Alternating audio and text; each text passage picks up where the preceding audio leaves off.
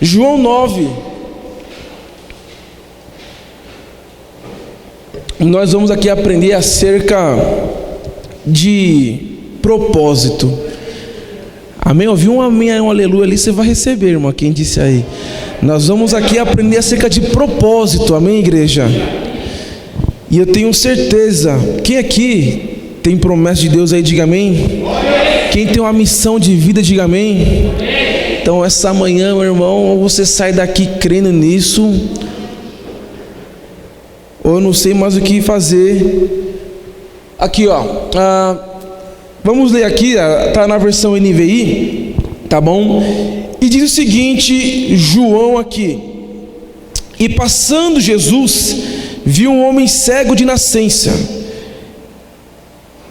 Então perguntaram os seus discípulos: Jesus, ou Rabi, depende da tradução, quem pecou, este cego ou seus pais? Os seus pais. Mas foi para que... Aí Jesus respondeu: nem ele e nem os seus pais pecaram, mas foi para que nele se manifeste as obras de Deus. Amém? Toma o teu assento dizendo glória a Deus em nome de Jesus.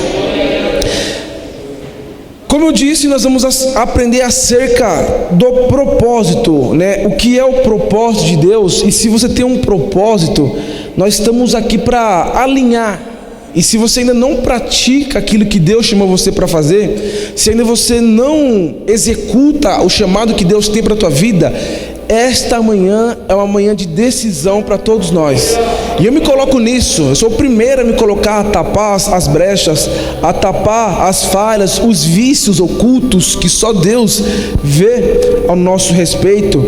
Então, esses 3 versículos dizem o seguinte: passando Jesus, viu um homem cego de nascença. Então, os caras perguntou aos seus discípulos: Jesus, quem pecou, este ou os seus pais? Jesus falou: nem ele e nem os seus pais. Aqui nós vamos aprender 4 fatos, 4 questões, 4 verdades, chama do que você quiser, com essa passagem, com essa breve passagem desse texto de João 9. A primeira é que eu vejo que todos nós temos um propósito, meu irmão. Nós temos um propósito. Você não nasceu para ser um Zé Ninguém. Esse termo deve ser excluído do teu vocabulário. Você nasceu com um propósito. Talvez ainda você não saiba qual é ele. Talvez você já sabe qual é ele, mas ainda não executa ele. Mas você tem um propósito, amém? Pergunta para o irmão: você tem um propósito aí, meu irmão, minha irmã? Tem propósito aí? Oh, glória! A segunda questão, o segundo fato é que eu enxergo nesta passagem que todos nós nascemos cegos para esse propósito. Você não nasce sabendo de tudo. Você não nasce conhecendo tudo. Um dia esse propósito é revelado para você. Só que tem aqueles que buscam tirar essa trava dos seus olhos, buscam essa cura, abrir os olhos espirituais, e tem outros que costumam ficar acomodados, porque para mim ser cego está bom, ficar com os meus problemas está bom. A gente vai falar disso também, amém? Amém ou não amém? O terceiro fato aqui, bispa, é que sempre vai ter alguém para culpar as tuas falhas. Isso é do ser humano, beleza? Sempre vai ter alguém. E o quarto fato aqui é que eu vejo que existe uma finalidade para o seu chamado, para o seu propósito. Aí eu te pergunto, só levanta a mão quem tem propósito aqui, que um dia Deus... Pode levantar a mão. Se um dia Deus falou comigo, não aconteceu ainda, mas vai acontecer. Levanta a mão. Amém? Você já se perguntou qual que é a finalidade do teu propósito? Já se perguntou, mas para quê? Para que ser presbítero da Adapt Church? Para que ser um pastor? Para que ser um bispo? Para que ser uma bispa? Para que tudo isso aqui? Existe uma finalidade. Nós vamos aprender acerca também desta finalidade. Amém? Então acompanha comigo. Como eu disse, o primeiro fato aqui é que todos nós temos um propósito. Imagina a seguinte cena: lá estava Jesus nesse estágio né? Nesse momento, nesse contexto histórico, nesta passagem, Jesus ele já era um cara famosinho. Ele já estava fazendo milagres, sinais e maravilhas, e ele estava na boca do povo. Os fariseus estavam doidos com Jesus, e ele ia para cá, não parava, era o tempo inteiro fazendo e curando e ensinando. Então neste momento, lá estava um cego próximo do templo. E por que ele estava lá? Não sei se vocês conhecem bem o centro de São Paulo, mas lá tem muitos moradores de rua. E se vocês perceberem, geralmente eles ficam perto de uma igreja, perto de um templo. Porque assim como hoje, lá atrás, com Jesus, era o único meio que eles tinham para ganhar vida, porque eles recebiam aquela caridade pública. Então, passavam as pessoas ali, davam trocado, e não tinha apenas ele, tinha outras pessoas lá, né? Então, por exemplo, várias pessoas estavam lá, mas somente um esteve com Jesus. Eu vou repetir de novo. Tinham outras pessoas lá, era um espaço com várias pessoas, com vários problemas, mas somente um se achegou a Jesus. E aí, passou Jesus, avistaram esse cego. E por que os discípulos fizeram tal indagação? Porque quando Jesus ele encontra essa passagem de João 9, ele traz luz para quem estava na escuridão. Ele traz vida para quem estava morto. E essa passagem corrobora, por exemplo, João 8,12, que diz: falando novamente ao povo, Jesus disse: eu sou a luz do mundo. Quem me segue nunca andará em trevas, mas terá a luz da vida. E quando esses homens, esses discípulos, junto com Jesus, eles avistam este cego, esses discípulos, eles levantam tal indagação. Por quê? Porque era uma discussão teológica da época.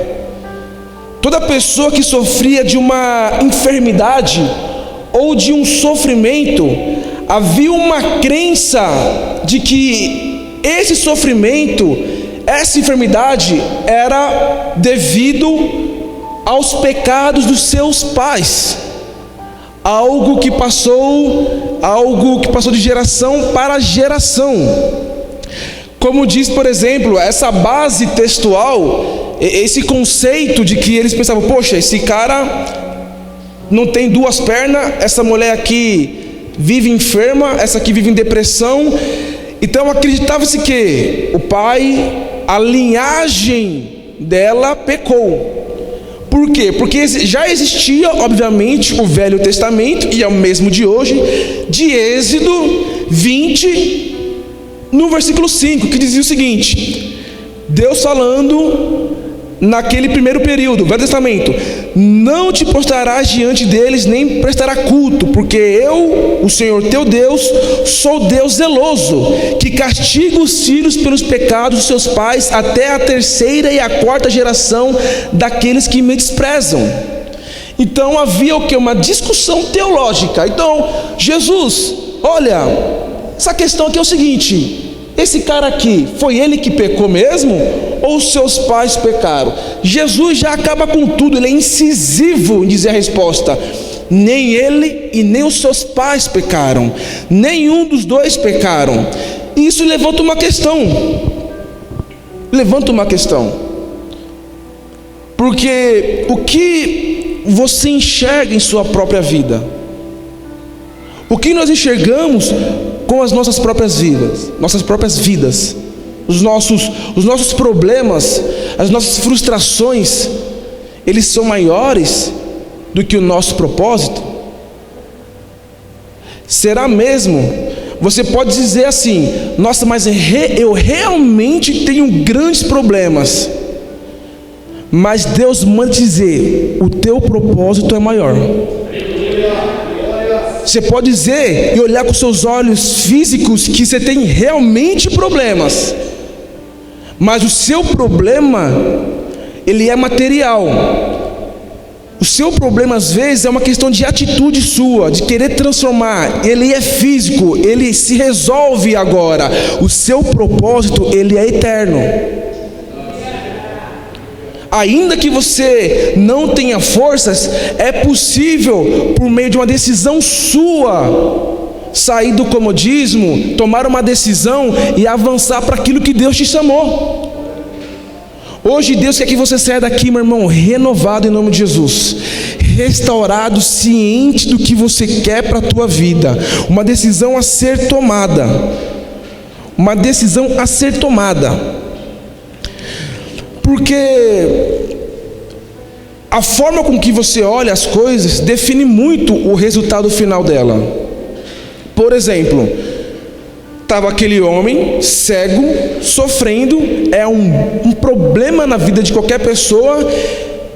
Quando esses discípulos enxergam, eles olham com os olhos físicos, levantando indagações teológicas e dizendo: olha, vamos discutir esse tema. Enquanto você olha para os seus problemas com os olhos físicos, Deus, na pessoa de Jesus, olha com os olhos espirituais. Então aquilo que é um problema, comece a olhar com os olhos espirituais, porque Deus, ele é poderoso para curar, para restaurar e transformar a tua vida.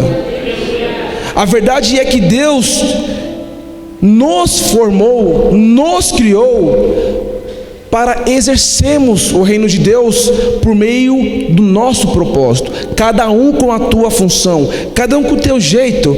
Um é mais sereno, o outro é mais explosivo, o outro é mais teólogo, o outro é mais espontâneo. Cada um tem um jeito, e assim se forma o corpo de Cristo. Mas o ponto de indagação aqui é: você precisa deixar o teu propósito te definir e não os teus problemas.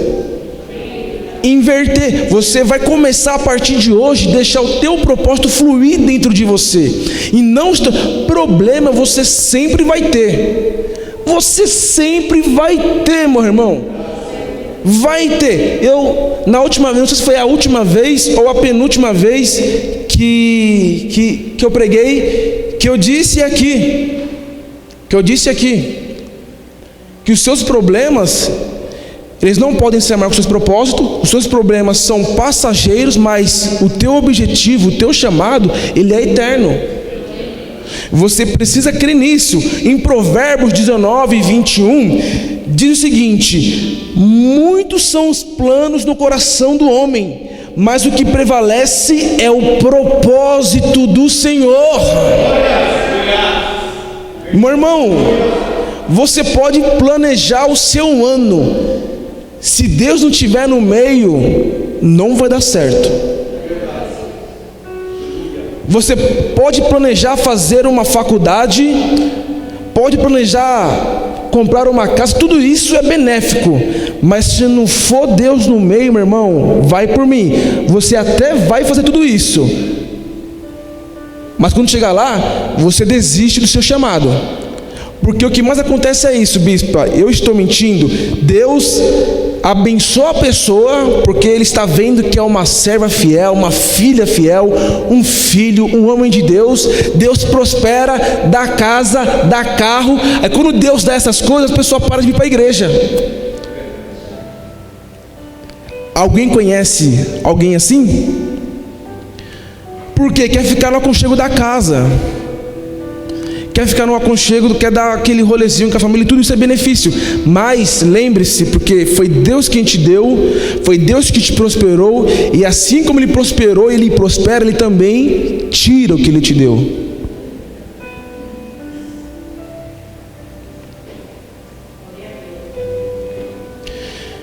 O segundo ponto é que, como eu disse, todos nós nascemos cegos para o nosso propósito. Diga, todos nós nascemos cegos para o nosso propósito.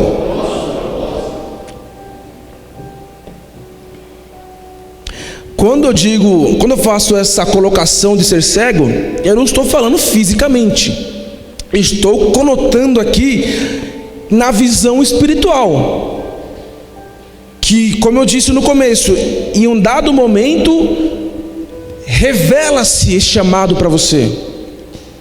Deus, Ele fala, usa alguém e libera sobre a tua vida esse propósito, esta missão, esse chamado. Então, se você que levantou a mão aqui, que tem esse chamado, você lembra aquele dia, aquele momento, daquele culto, ou naquele monte, na sala da tua casa, não sei onde que foi, que Deus revelou para você o teu propósito, o teu chamado de vida? Você lembra desse dia? Eu lembro do meu dia, eu lembro.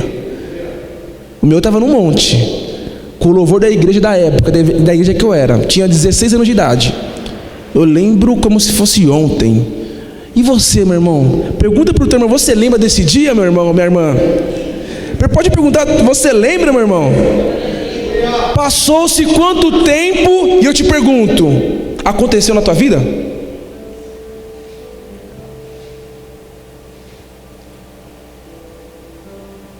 Aconteceu na tua vida? Você tem buscado o propósito para aquilo que Deus te chamou? Tem acontecido? Se não aconteceu, ou se está para acontecer, perceba, nós temos que começar a enxergar com os olhos espirituais. Porque assim como eu preguei da última vez, os nossos problemas, nós temos que usar ele para crescer, enxergar com os olhos espirituais. Espera aí, isso aqui é um problema, mas espera aí, eu vou passar por cima dele, eu vou resolver assim, na força do Espírito Santo. E aqui tem um exemplo claro, porque esses discípulos, eles enxergam com os olhos físicos, e Jesus falou, opa, espera aí, esse cara aqui tem um propósito. Existe um chamado, existe um porquê ele ser enfermo.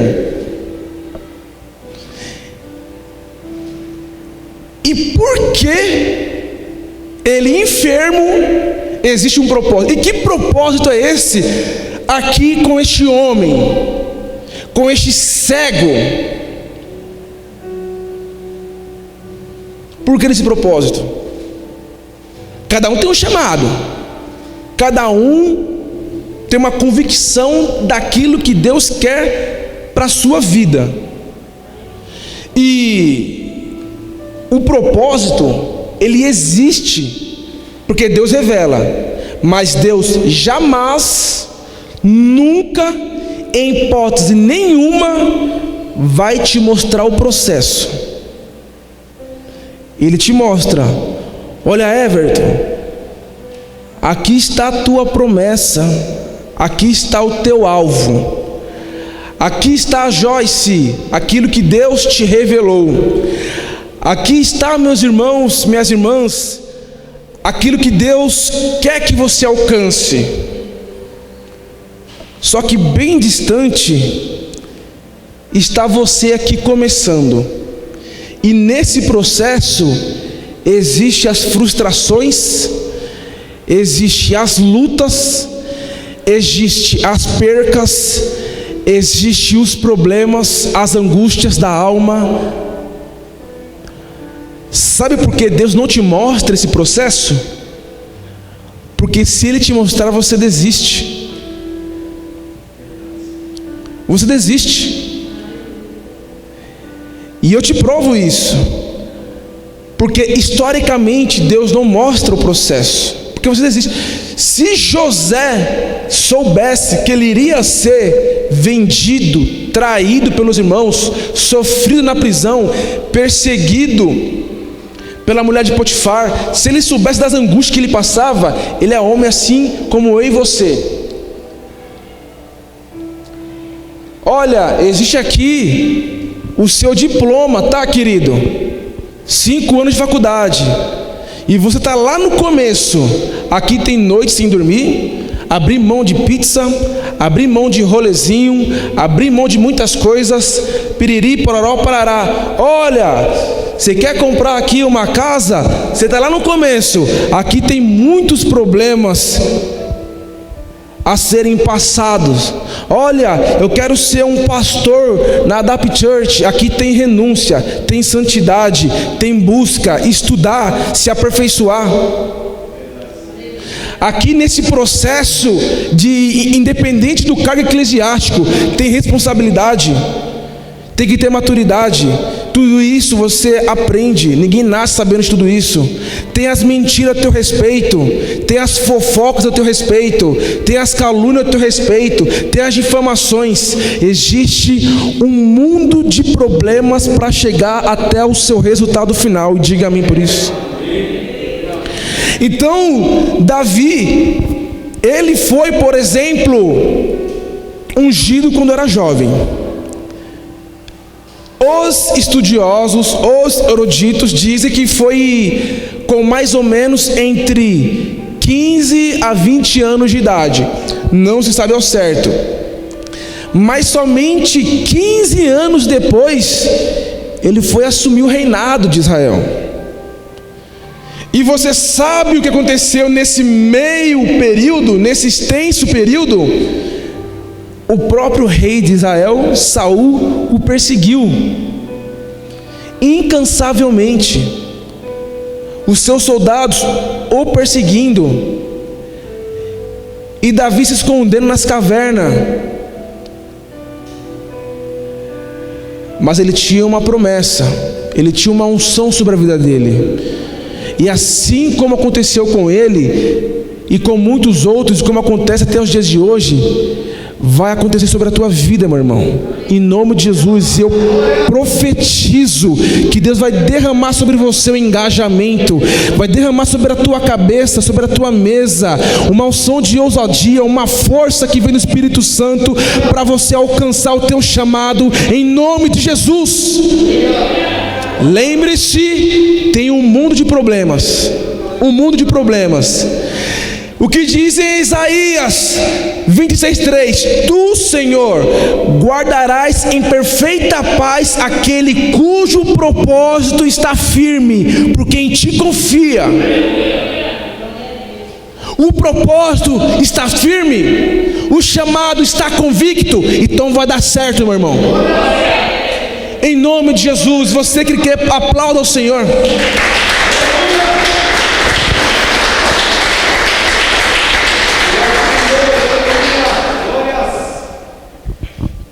Então, recapitulando. Primeiro, todo mundo nasce com um. Segundo, todo mundo nasce cego para um. Isso é fato. E o terceiro tópico que nós aprendemos aqui com esta mensagem é que sempre vai ter alguém para culpar as tuas falhas. Por que isso? Porque além de levantar as questões, esses discípulos também queriam achar um culpado, e isso é da mente humana. O ser humano, ele tem a tendência de querer achar um culpado para tudo. Isso é terrível, porque você não consegue fazer uma autocrítica ao teu respeito, você não consegue fazer uma autoavaliação ao teu respeito, pedir desculpa para algumas pessoas sem condições. Eu tenho um amigo que ele é assim, falou: Jean, eu não consigo voltar atrás. E eu falei: cara, você está ferrado, porque isso é um problema. Eu não consigo chegar lá e pedir perdão para minha esposa, eu não consigo chegar lá e pedir perdão para as minhas filhas. Piriri pororó. Eu falei: cara, isso é um problema. Então, um dia eu fui assim também. Eu sou o primeiro a me colocar aqui, porque imagine, né? Ainda que você tenha as suas razões, mas o que é certo é certo, e o que é errado é errado, e ponto final. Se tiver que pedir perdão para tua esposa, então peça perdão para tua esposa. É ou não é, meu amor? É ou não é, bispa? Para o teu esposo, o que é certo, e o que é errado. Então a primeira coisa que eles fizeram foi achar o culpado. Olha, Jesus, foi ele ou foi os pais deles que pecaram? Porque lá em Êxodo vai dizer, na antiga lei, lá atrás vai dizer que pode ser que essas coisas de enfermidade aí, essas coisas aí de sofrimento, é tudo pecado aí, que já vinha da geração dos pais. Então tem pessoas que costumam achar o culpado. Tem pessoas que, já percebeu, que sempre tem alguém questionando os seus momentos difíceis, os seus momentos de luta, os seus momentos de angústia. Quem já passou por luta aqui e foi criticado? Ou tomou uma decisão e foi criticado? Tem gente para criticar, querido. Às vezes você pode ser essa pessoa que está sendo criticada, ou você é aquela pessoa que também critica e fala mal. Nossa, mas você viu lá como que mudou de ministério, mas será que dá para ficar nesse ministério? Estava há 10 anos na outra igreja, liderava na outra igreja, e do nada veio para cá. Nossa, comprou um carro e agora está se achando, e ninguém sabe a luta que você tem para pagar as parcelas do seu carro, as parcelas da tua casa. E as pessoas costumam criticar os seus momentos de luta, mas essa mesma reflexão que a gente faz para as pessoas, nós temos que fazer para as nossas vidas. E você também não tem criticado, falado de alguém? Porque só existe um fofoqueiro para falar quando tem um outro fofoqueiro para ouvir. Então você pode ser um transmissor de fofoca ou um receptor de fofoca.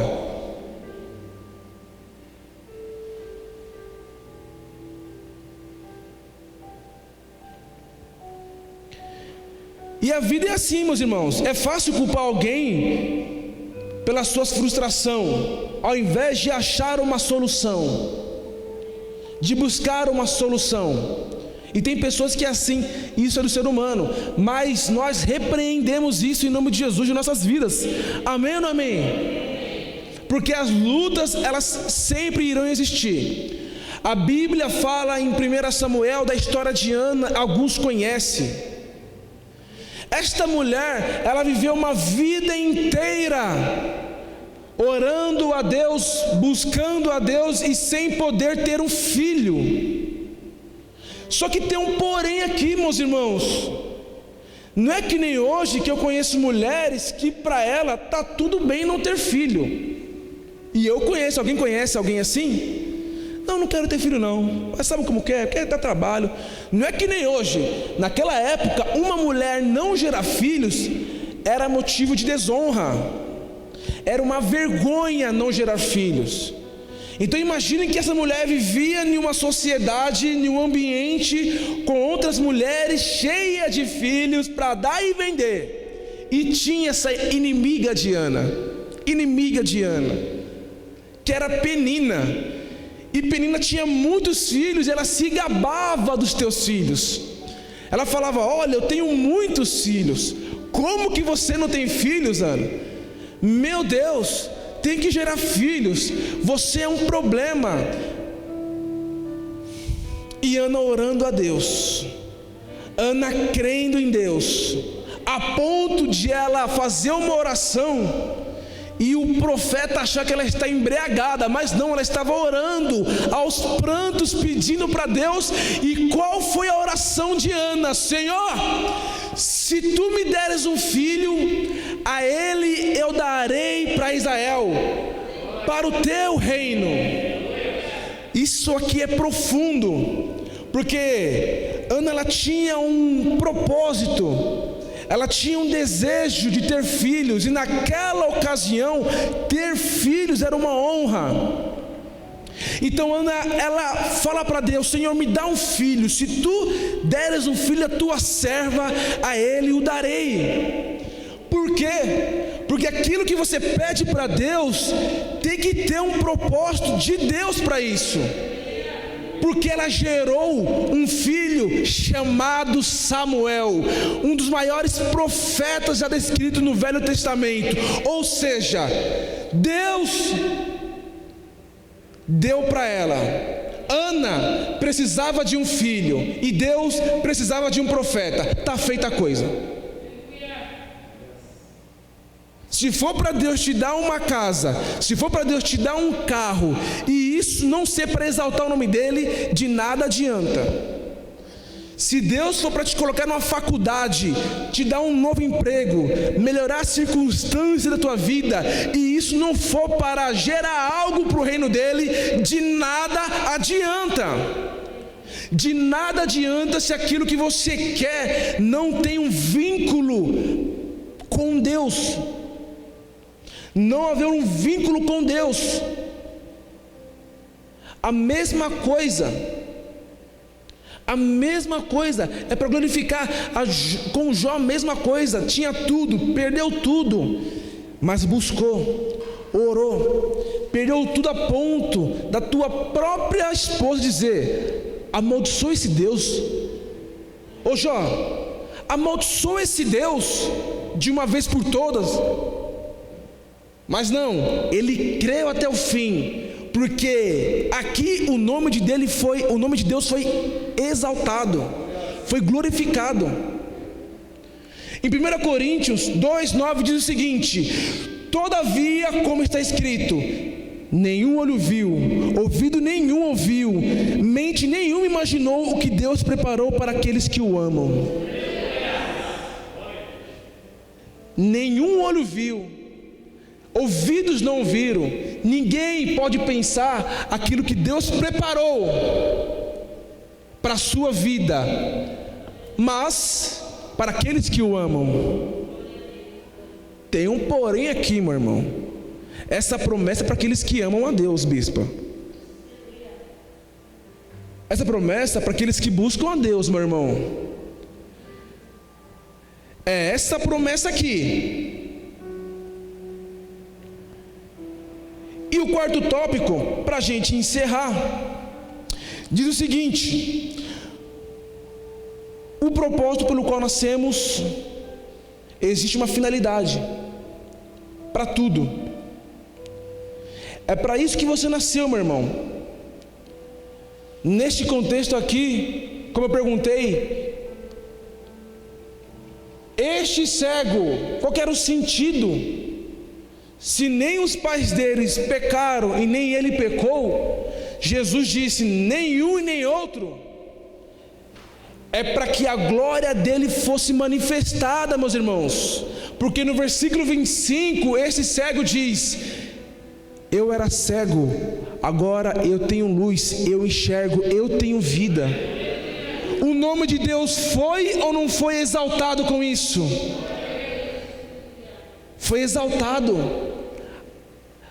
Para qualquer modelo, se é um chamado eclesiástico sobre a tua vida, se de repente é um problema com os teus filhos nas drogas, um problema com o teu esposo na tua casa, entenda uma coisa: o resultado final vai ser sempre para a glória de Deus. Amém ou não amém? Romanos 8:28, sabemos que Deus age em todas as coisas para o bem daqueles que o amam, dos que foram chamados de acordo com o teu propósito. Para cada pessoa existe uma luta, para cada pessoa existe um problema, mas para cada luta, para cada problema existe um Deus mais forte, um Jesus mais forte. E existem 4 coisas, eu disse 4 coisas que você pode falar para não alcançar o teu propósito, para rejeitar o teu propósito. E a primeira é a seguinte: eu não quero que Deus manifeste as suas obras em mim. É um tipo de pessoa que já está cega espiritualmente falando. A pessoa que está com a mente cauterizada em coisas mundanas e materiais e rejeita o chamado que Deus tem para a vida dela. A pessoa prefere ter os seus problemas do que obedecer ao chamado de Deus. Para a pessoa é confortável o problema dela. O que ela acha que é um conforto, o que ela acha que é bom, é um problema para ela. Para mim, será que, poxa, ficar na minha casa aqui, curtir a minha família, esquecer um pouquinho da igreja, esquecer meu chamado? A pessoa, ela se conforta, ela se conforma. O probleminha da traição, o probleminha do pecado, para esse tipo de pessoas, não é um problema assim. O problema da fornicação, o problema da mentira, não é um problema assim. Muitos se acomoda e não conseguem enxergar o propósito. Segundo, primeiro deixe-me me corrigir. Deixa eu corrigir os meus problemas. Então depois Deus ele vai se manifestar sobre a minha vida. Pessoal, deixa eu resolver meus problemas primeiro. Deixa eu resolver todos os meus problemas. Aí depois Deus ele fala comigo. Eu digo assim: como isso vai acontecer? Se você não tem luta, se você não tem um problema, o que Deus vai fazer, meu irmão? Se você não tem uma aprovação, o que Deus vai fazer por você? Não são as pessoas que são que precisam de médico, são os doentes. Se você não tem um problema, se você acha que você tem que esperar você resolver você mesmo os seus problemas, o que Deus vai fazer por você se você não tem problema nenhum? Se você não tem luta nenhuma, se você não tem angústia nenhuma, o que Deus vai fazer, meu irmão? O que Deus vai fazer, meu irmão? Então essa coisa de esperar você resolver tudo é uma das maiores mentiras que existe. Porque é com Deus que você passa pelas tuas provações, é com Deus que você passa as tuas lutas, é o Espírito Santo te fortalecendo, é o próprio Deus remendo a tua vida e te transformando. Você pode dizer: realmente meus problemas são muito grandes, é impossível Deus resolver isso aqui. Não é impossível, porque Ele é muito maior. A força, o poder de Deus é bem maior que os teus problemas. Os seus problemas, meu irmão, é uma decisão, é algo espiritual que, se você buscar Deus, Ele te cura, Ele te restaura. É uma situação financeira material, é um problema material, são coisas terrenas, são coisas físicas, mas o teu chamado, o teu propósito, ele é eterno em nome de Jesus. Se coloque sobre os teus pés, meu irmão, crendo nessa palavra, sabendo que em 1 Pedro 2,9 diz o seguinte: vocês, porém, são geração eleita, sacerdócio real, nação santa, povo exclusivo de Deus, para anunciar as grandezas daquilo que o chamou das trevas para a sua maravilhosa luz.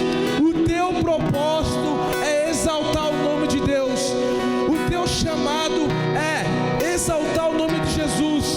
O teu problema, aquilo que está impedindo o teu crescimento, aquilo que está sendo uma aflição para a tua alma, se você buscar em Cristo Jesus, será para exaltar o nome dEle.